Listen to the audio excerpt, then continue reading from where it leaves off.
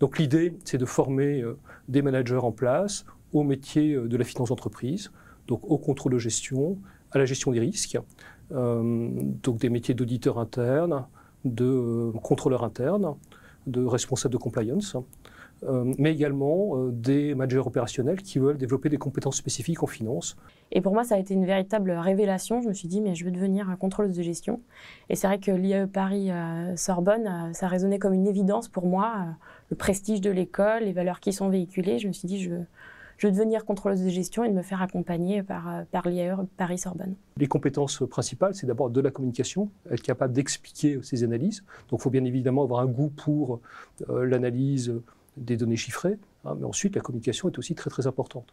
Donc ce côté chiffres, on a plutôt des profils. Alors on a souvent des comptables qui veulent faire un master CGAO parce que justement ils veulent donner plus de valeur à leur production d'informations comptables, hein, et plus communiquer sur ce qu'ils font et pas simplement produire des états financiers. Puis après il y a aussi un autre élément important, c'est la capacité à s'intégrer dans un groupe. Hein, pour nous c'est important d'avoir des étudiants qui vont bien s'intégrer et qui vont apporter quelque chose au groupe.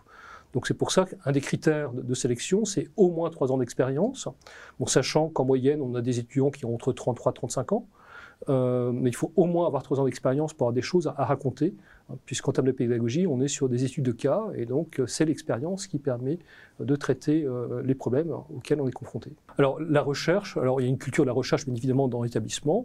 L'initiation à la recherche se fait dans le cadre du mémoire, et tous les modules, donc la formation est structurée en 9 modules, tous les modules sont coordonnés par un enseignant-chercheur.